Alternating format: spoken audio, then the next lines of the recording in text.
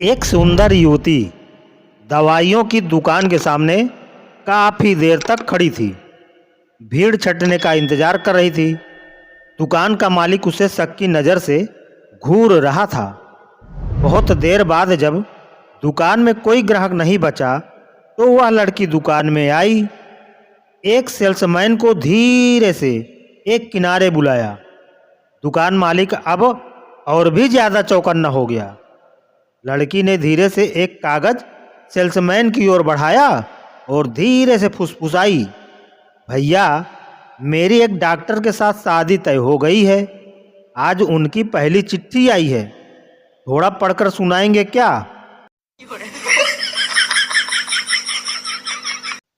90 वर्षीय एक सज्जन की 10 करोड़ की लॉटरी लग गई। इतनी बड़ी खबर सुनकर कहीं दादाजी खुशी से मर न जाएं, यह सोचकर उनके घर वालों ने उन्हें तुरंत जानकारी नहीं दी।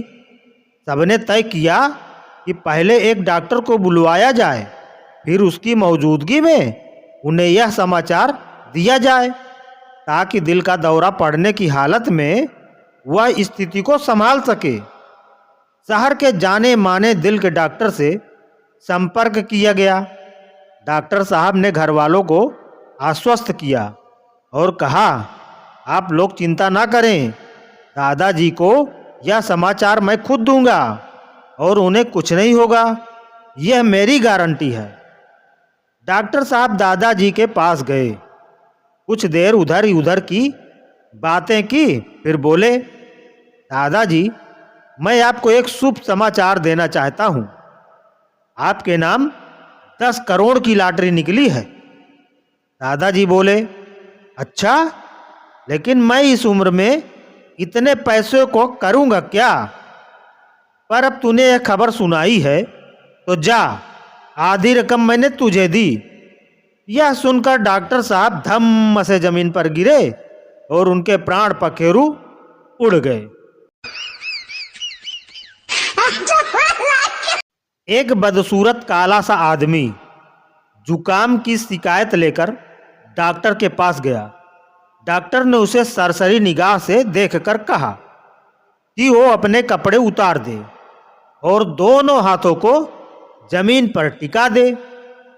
आदमी हैरान परेशान हो गया, पर उसने वैसा ही किया जैसा कि डॉक्टर ने उसे करने के लिए कहा। डॉक्टर बोला, ठीक है, अब जानवरों की तरह चलिए और कमरे के दाएं कोने में जाएं। आदमी ने यही किया। डॉक्टर बोला, ठीक, अब बाएं कोने में जाओ। आदमी उधर चला गया। डॉक्टर बोला, अब इस कोने में, अब उस कोने में, अब सामने, अब बीच में। आदमी बेचारा घबरा के उठ खड़ा हुआ और बोला, डॉक्टर साहब, कोई गंभीर बीमारी तो नहीं हो गई मुझे? डॉक्टर बोला, अरे नहीं, मामूली जुकाम है, ये 2 गोली लो, सुबह तक ठीक हो जाओगे। आदमी बोला, पर डॉक्टर साहब, आपने मेरा ये 1 घंटे तक इसी तरह परीक्षण क्यों किया? तो डॉक्टर बोला, कुछ नहीं यार, बात यह है कि मैंने एक काले रंग का सोफा खरीदा है। मैं देखना चाहता था इस कमरे में वो किस जगह ठीक दिखेगा।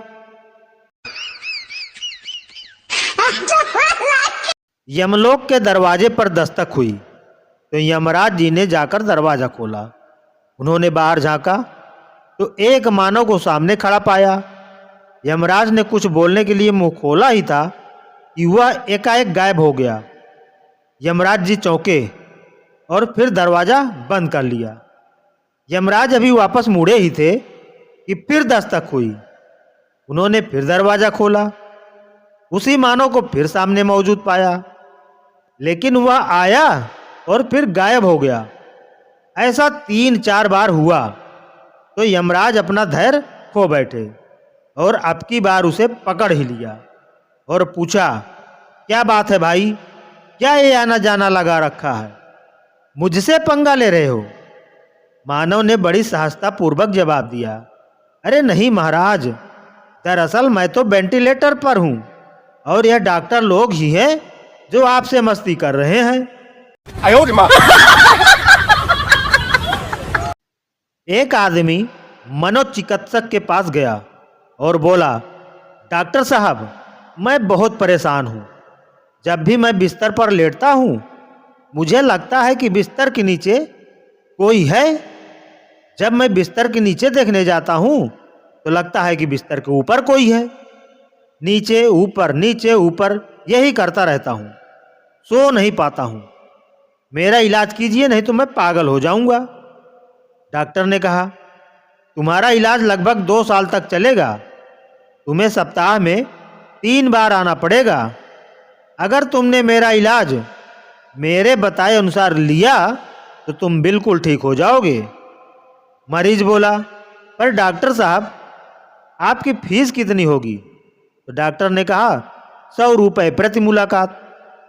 आदमी गरीब था, इसीलिए फिर आने को कहकर चला गया। लगभग 6 महीने बाद वही आदमी डॉक्टर को सड़क पर घूमते हुए मिला। क्यों भाई, तुम फिर अपना इलाज कराने क्यों नहीं आए? मनोचिकित्सक ने पूछा। 100 रुपये प्रति मुलाकात में इलाज कैसे करवाऊं? मेरे पड़ोसी ने मेरा इलाज सिर्फ 20 रुपये में कर दिया, आदमी ने जवाब दिया। डॉक्टर बोला, अच्छा, वो कैसे? मरीज बोला, दरअसल वह एक बढ़ई है। उसने मेरे पलंग के चारों पाए सिर्फ 5 रुपये प्रति पाए के हिसाब से काट दिए। एक अस्पताल में एक आदमी इमरजेंसी वार्ड में अपने बेड पर लेटा था। डॉक्टर ने दरवाज़ा खोला और उस आदमी के पास पहुंच गया। आदमी ने डॉक्टर से पूछा, डॉक्टर साहब, क्या मैं आप ठीक हूँ? डॉक्टर ने उसकी तरफ देखते हुए कहा, देखो, तुम्हारे लिए एक अच्छी खबर है और एक बुरी।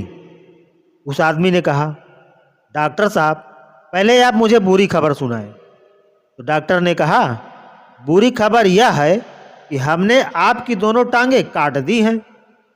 आदमी ने कहा, हे भगवान, तो फिर अच्छी खबर क्या है? तो डॉक्टर ने कहा, क्योंकि हमने तुम्हारी दोनों टांगें काट दी हैं, इसलिए हमने तुम्हारे जूते बेचने के लिए OLX पर डाल दिए थे। और अच्छी खबर यह है कि वह जो आदमी तुम देख रहे हो वो तुम्हारे जूते खरीदना चाहता है।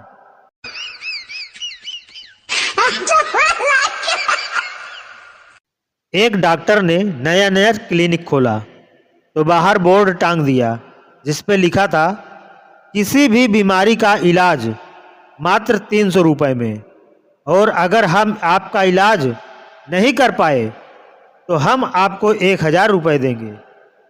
यह बोर्ड पढ़कर एक दिन एक आदमी के मन में ख्याल आया कि क्यों ना कोई चालाकी की जाए और 1000 रुपये कमाए जाएं। इसी सोच के साथ आदमी डॉक्टर के पास पहुंच गया। डॉक्टर, आइए बैठिए, बताइए क्या तकलीफ है आपको? आदमी बोला, डॉक्टर साहब, मैं अपना स्वाद खो चुका हूँ। कुछ भी खाता या पीता हूँ तो स्वाद का पता ही नहीं चलता।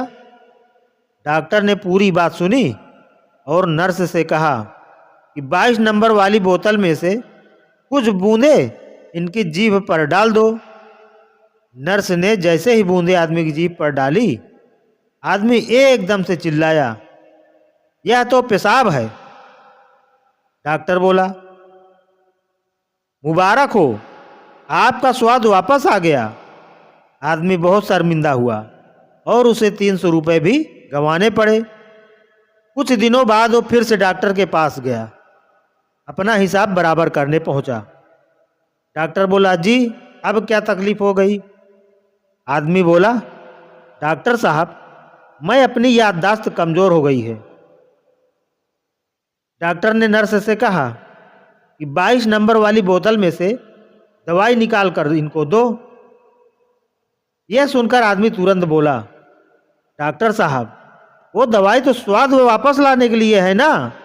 तो डॉक्टर बोला, मुबारक हो, आपकी याददाश्त भी वापस आ गई। डॉक्टरों की शादी कुछ इस तरह से होनी चाहिए। मेहंदी की जगह डेटॉल का इस्तेमाल हो, बारात एम्बुलेंस में जाए और फेरे हॉस्पिटल में हो, फोटो की जगह एक्सरे लिया जाए, खाने में विटामिन सी और बी की गोलियां दी जाए, मेहमानों को चाय या कोल्ड ड्रिंक्स की जगह ग्लूकोज या ओआरएस दिया जाए, दुल्हन के गले में हार की जगह स्टेथोस्कोप लगाया जाए। और सबसे ज़्यादा मज़ा तो तब आएगा जब शादी के बाद डॉक्टर बोले नेक्स्ट प्लीज।